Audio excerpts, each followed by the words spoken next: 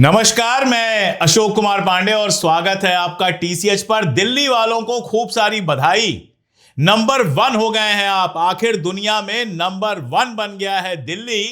प्रदूषण के मामले में, किसी भी मामले में कोई बात नहीं, दुनिया का सबसे प्रदूषित शहर है दिल्ली, लेकिन दुनिया में नंबर 1 तो है। 18 घंटे मेहनत करके मोदी जी ने और उसके बाद रेखा गुप्ता जी ने दिल्ली को नंबर 1 बना दिया। और दूसरी खुशी की बात यह है कि नंबर 2 पे पाकिस्तान है, लाहौर है। यानी हम पाकिस्तान से आगे निकल गए। हम पाकिस्तान से भी ज्यादा प्रदूषित हैं। हमारी हवा पाकिस्तान से भी ज्यादा गंदी है। अब इस पर खुशी मनाई जानी चाहिए कि नहीं मनाई जानी चाहिए, यह आप बताइएगा। जो लिस्ट आई है उसको आप देखेंगे तो उसमें भारत के 3 शहर आपको दिखाई दे रहे हैं, जो हमारे सबसे बड़े शहर हैं, दिल्ली, मुंबई और कोलकाता। ये 3 शहर दुनिया के सबसे प्रदूषित, दुनिया के सबसे ज्यादा गंदी हवा वाले जो शहर हैं, 10 उनमें शामिल हो गए हैं। तो बधाई मैंने सोचा दे दिया जाए। दिवाली की बधाई दी थी तो प्रदूषण की बधाई क्यों ना दी जाए। और जब दिल्ली में प्रदूषण होता है तो भारतीय जनता पार्टी के नेताओं को पंजाब की पराली याद आने लगती है। दिवाली के दिन तो सारे के सारे लगे हुए थे कि और पटाखा जलाओ और पटाखा जलाओ। रूबिया लियाकत लोगों का दिल जला रही थी। अरे इसी हवा में तुमको भी चलना है, तुम्हारा भी दिल जलेगा, कितना एयर प्योरीफायर लगाओगे। वैसे मोदी जी की एक तस्वीर आई है, रेखा गुप्ता जी के साथ बैठे हुए हैं दिल्ली की मुख्यमंत्री और हमारे प्रधानमंत्री एक ही फ्रेम में दिखाई दे रहे हैं। और हमारे प्रधानमंत्री के पीछे फिलिप्स का एयर प्योरीफायर लगा हुआ है। अब फिलिप्स कहां की कंपनी है, जरा सर्च कर लीजिएगा। हिंदुस्तानी कंपनी नहीं है, बहुत लोगों को लगता है। तो जो नया नया एक खेल चला है हमारे देश में, स्वदेशी, तो यह फिलिप्स का विदेशी प्योरीफायर क्यों लगा है? बनता चाइना में है, बिकता इंडिया में है, लेकिन कंपनी यूरोप की है। खोजिएगा तो मिल जाएगा। खोज के मुझे कमेंट में बताइएगा कि फिलिप्स कहां की कंपनी है जिसका एयर प्योरीफायर लगाकर बैठे हुए हैं मोदी जी। और मोदी जी का क्या है? ऑफिस में जाएंगे तो वहां प्योरीफायर, कार में बैठेंगे वहां प्योरीफायर, किसी से मीटिंग करेंगे वहां प्योरीफायर, हॉल में जाएंगे वहां प्योरीफायर। उनकी गाड़ी तो इतनी बड़ी है कि उसमें 4-5 प्योरीफायर लेकर वो घूम सकते हैं कि जहां जाए पहले प्योरीफायर लग जाए, उसके बाद मोदी जी उतरे। लेकिन तुम्हारा क्या होगा दिल्ली वालों? और दिल्ली का अकेला मामला नहीं है, पंजाब, दिल्ली और तमाम सारे शहर जो उत्तर भारत के हैं वो प्रदूषण में जले जा रहे हैं। ध्रुव राठी ने अपील कर दी कि भैया पटाखे मत जलाओ, तो सब लोग कह रहे थे कि और जलाएंगे और जलाएंगे। ध्रुव राठी ने एक वीडियो बना के बता दिया कि मैं तो जर्मनी में रहता हूं, यहां तो AQI 2.5 है। जरा अपने दिल्ली का देख लो क्या हाल है। पटाखे जला के अपनी सांसें जला रहे हो। बाकी बातें छोड़ दो। हल्ला यह हुआ था कि दिवाली के अगले दिन बारिश कराई जाएगी ताकि प्रदूषण से मुक्ति मिल जाए। दिवाली के अगले दिन का अगला दिन आ गया, बारिश कहां पे हो रही है? हो सकता है रेखा गुप्ता जी ने जो अपना शीश महल बनवाया है उसके अंदर बारिश हुई हो, या हो सकता है मोदी जी जिस महल में रहते हैं वहां पर बारिश हुई हो।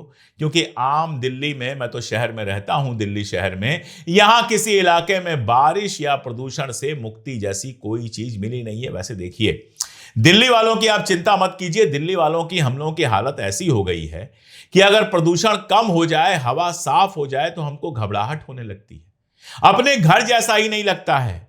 जब जबरदस्त प्रदूषण हो जाता है तब लगता है हां, अब हम अपने घर में रह रहे हैं।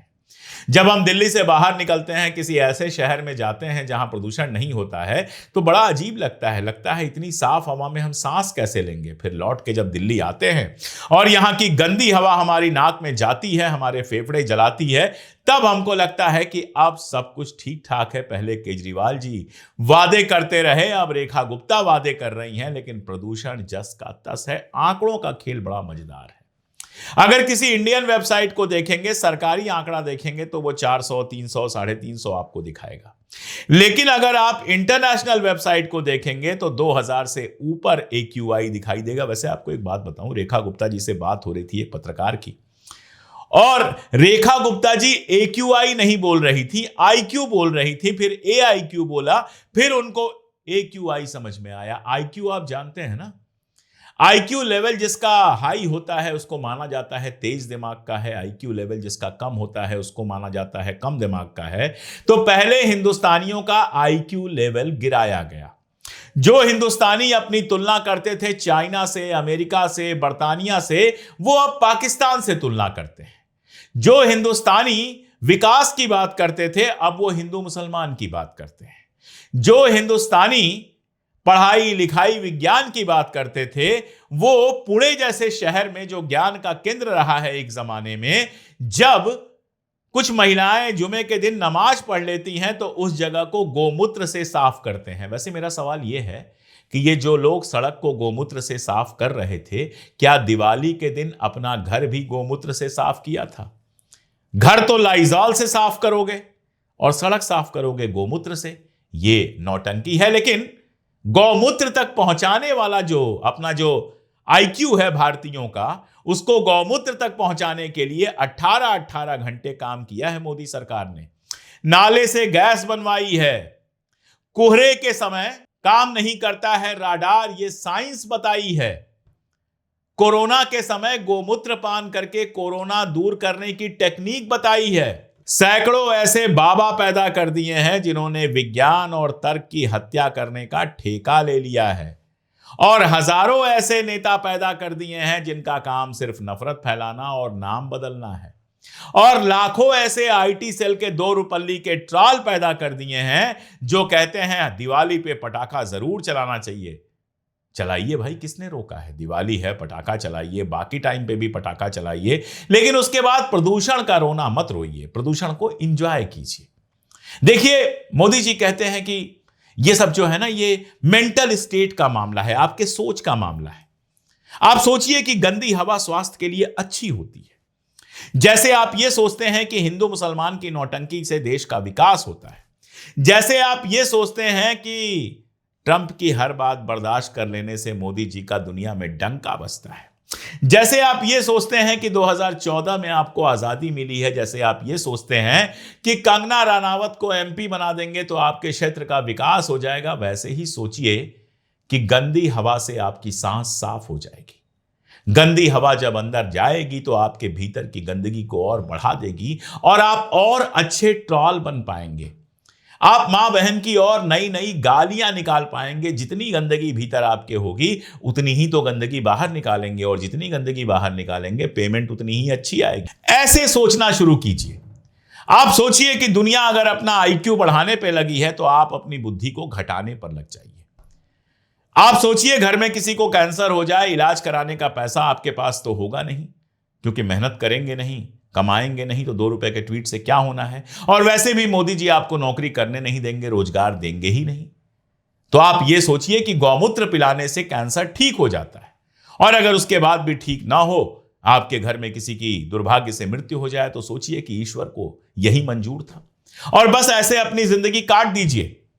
इतिहास का मामला आए तो व्हाट्सएप पढ़ लीजिए, विज्ञान का मामला आए तो बाबा की सभा में चले जाइए, और स्वास्थ्य का मामला आए तो जो मन करे वो कीजिए।